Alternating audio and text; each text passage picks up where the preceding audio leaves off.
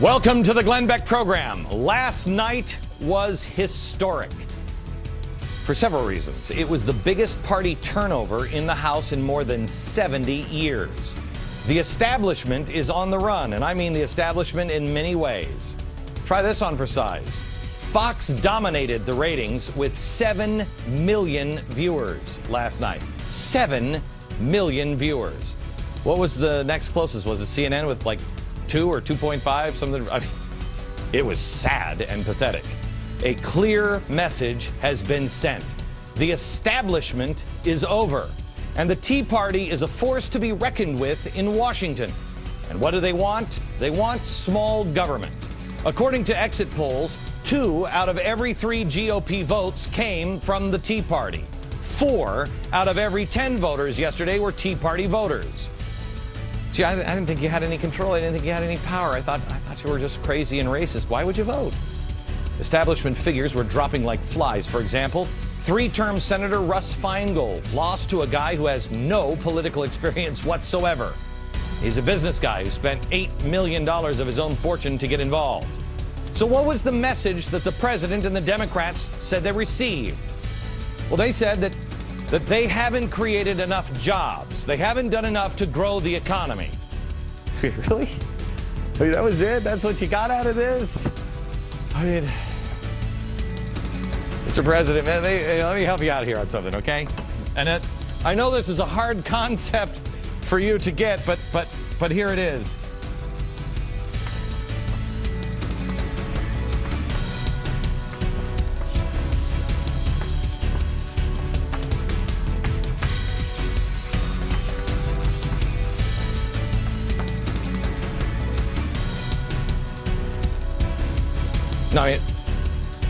No, that's the best. I mean, I don't have any more. I mean, if you're waiting for more, that's pretty much it. That's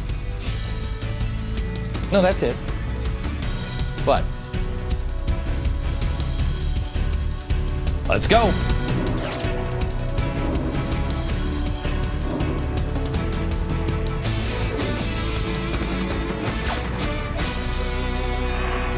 Hello, America.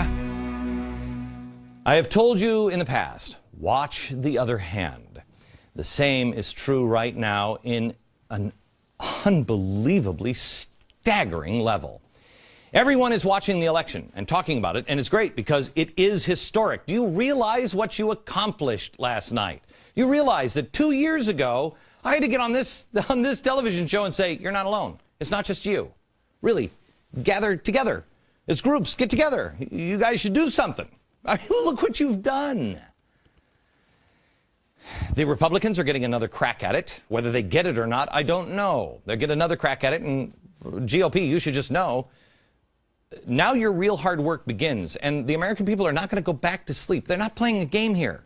They're awake, wide awake. They think their country is on fire, and if you don't get it this time, this will be the last time you have an at-bat, I'm guessing. Everybody's talking about it, and there are real things to talk about. But, you know, I can't help but think that it's more like political theater. It's more like political theater. It's more, honestly, it's like, hi, I'm a Tea Party gal, and I just got a lot of votes for the new Tea Party people. I'm the establishment, and I'm coming to get you. Ah! It feels like we're watching a puppet show. Because nothing seems real to me right now. Well, everyone is watching the action that's happening here in the forest. Who does the puppet belong to? Who's up above the stage? Whose hands are these? Who do the hands belong to? What are their real intentions? Why is this going on right now? I'll show you the hand next week. And I don't think he's going to like when we show the hand. What's happening behind the scenes is much more important than what we ever show on stage. And today, it is so wide-reaching that it will not only affect your daily life, it will affect your children and your grandchildren's lives. Today is a historic day, and not because of the elections. That's big. But the Fed announcement, I want to show you something over here. This is being built for a show we're doing on Friday. This is day number one. Day number one when somebody says, maybe it's China, I don't feel like the United States is actually going to be able to come through with those bonds. I don't think I want to buy the U.S. Treasuries anymore. It will take you 15 days, and we're going to line it out for you on Friday, 15 days before your life is over. What you believe, everything you know, food, your job, the economy, the government, everything, 15 days from the moment of, China's not going to buy any more bonds, to lights out, America. That's staggering. I'm going to show it to you on Friday, and I'm going to show you all the pieces that are all, it's a puppet show. It is an amazing puppet show. Well, how do you start a panic like that? Well, when you devalue the dollar so much that people say, I don't think it's going to be worth anything anymore. I don't think it's any good. When you devalue the dollar, or when you just keep spending money, and then you start to print it. Well, today the Fed announced that they are going to spend. Now, this is the Fed. They're going to buy government debt. They're going to buy treasuries themselves. That's $600 billion to buy government debt. Let me show you something. When the Fed says they want to buy it, this is an IOU.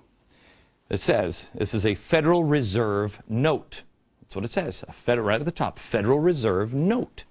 This is the Fed promising you that they will give you $1 of gold. It used to be gold or silver. Not anymore. They're going to buy now, the Fed, $600 billion. This is what they call quantitative easing. I know what you're thinking. Oh, I'm sure my neighbors don't know what quantitative easing is. Here it is, simple definition. The government buys stuff to stimulate the economy. Okay? You're now thinking, well, that's not new for this administration. You'd be right, but there is a difference here. Quantitative easing of this kind, where we are buying our own debt and printing the dollars to be able to buy that debt, is really kind of the last bag of antibiotics. You know, if you ever see, like, you know, if you've ever thought maybe there's a chance that you could catch a flesh-eating bacteria and you're up in the middle of the night going, I think I have that, and you're online. Not that that's ever happened to me.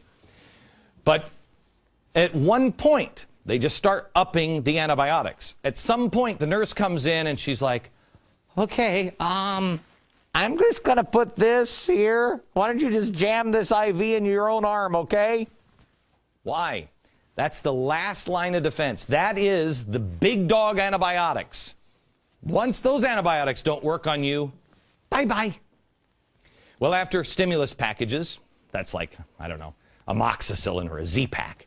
Then bailouts. Ooh, that's a little stronger. And then more stimulus package, more bailouts, reducing bank interest rates to 0 or close to 0. We're out. We got nothing left. Here comes the nurse with a bag of really strong antibiotics. What does it tell you? That Obama's Keynesian philosophy of spend our way out has not worked. It won't work. We need to reset ourselves. This is the Hail Mary. This is the final spending attempt. This is the last line of defense, or as I have called it now and warned you that it was coming, I've been telling you that it would be the Weimar Republic moment. It is largely untested and unconventional. I mean, sure, Zimbabwe tried it. It's a huge gamble. It is probably the biggest bet in history and the biggest bet in the history of our planet. But all the chips are yours. And here's how it works. Right now, we're having a problem with jobs. One of the reasons why we don't have jobs is because we don't make anything here anymore. We don't make anything. Why don't we? Pensions is one reason. You can't make stuff in America because it costs too much. But right now, we have the big union bosses here. And they want their pensions. They want to make sure their pensions are paid for. So the big union boss here goes to Uncle Sam. Notice he's got some cash in his hand. What is the union boss giving to Uncle Sam? Well, let's use a small, I'm sure this didn't happen to the tune of God knows how much. Let's use the unions and Harry Reid. We'll get you elected, Harry Reid. Here's some cash. Here's some votes. Here, we'll get the buses for you and everything else. We'll help you get elected. Harry Reid then takes those votes, and he goes to Congress. And he stands up and he says, we need more stuff. Doesn't matter what it is. It's the pensions or whatever. It doesn't matter. We need more stuff. But the American people say, we don't have any money for stuff. Don't worry. We're going to borrow the money. Bonds. Bonds. Remember, what is this? This is an IOU. Remember that. An IOU. Don't worry. We're going to borrow it so we can buy stuff. We borrow it. Where do we get? This is us going for a mortgage. Who's our bank? The Chinese. Well, here's the problem. At some point, the Chinese say, yeah, you know, I don't think so, guys. This is junk bond status. I don't think you're going to pay us back because you guys are spineless and you're in bed over here and the whole system is corrupt. I don't think your country is ever going to be able to make anything anymore. So I don't think we're going to buy your bonds. Well, that's what they're afraid that is coming. They're afraid this is going to happen. We have to pay, we have to raise interest rates, we have to raise the yield on bonds, say we're going to pay you 10%, 15%, 20% in profits. Just take a bet on us, will you? It's like a credit card. When you're a bad client, they just jack your interest rates. They're afraid that's coming. And it is coming. China won't give us any more money. So what do? Instead of being reasonable and having this guy go back and saying, you know what? No, we can't do any of that. Instead, they're going to bypass the Chinese and they're going here.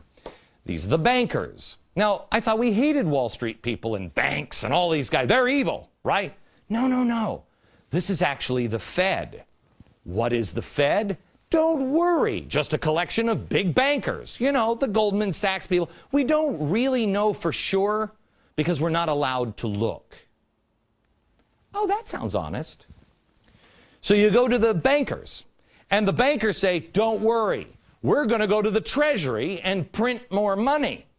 We'll just print more money, and then we'll take this money off the printing press and buy your bonds so you can help out the unions. That's fantastic. You know what that leaves us? Extra broke. It leaves us with nothing in the end. Now, that's why Ben Bernanke, under oath, we pointed this out and we said, not true. He doesn't mean it. Under oath, this is what Ben Bernanke said about monetizing our debt, printing cash and buying our own debt. Here's what he said under oath to Congress. Will the Federal Reserve monetize this debt? The Federal Reserve will not monetize the debt. Uh-oh. Now, what did I say? Remember what bonds are. What are they? Bonds are IOUs. This is not money. Anybody who says, oh, don't worry about Social Security, there's plenty. We've got Treasury bonds in the lock boxes. Oh, okay, great. Then let's send a bunch of these to Grandma and Grandpa so they can go to the grocery store and grab their groceries. When they get to the cashier, go ahead, have Grandma pay them with the bonds. You can't. Why? Because this is a voucher, otherwise known as an IOU. You go to the bank, you turn it into the bank. The bank then gives you a Federal Reserve note. The Federal Reserve note is the promise from the Federal Reserve that this is really worth what it's always been worth. Oh. Is it beginning to sound a little like Monopoly? You cannot write IOUs to yourself, but that's what we're doing. So now what does this mean to you? What does it mean? It means your dollar is going to be worth less and eventually worthless. According to the fear-mongering outlet of Reuters, Bill Gross, who manages the world's largest mutual fund, said that quantitative easing, QE2 action by the Fed, will put your dollar in danger of losing 20% of its value. Let me explain. If you have $10,000 in your savings account, congratulations, when they're done, if it all works, you will have $8,000.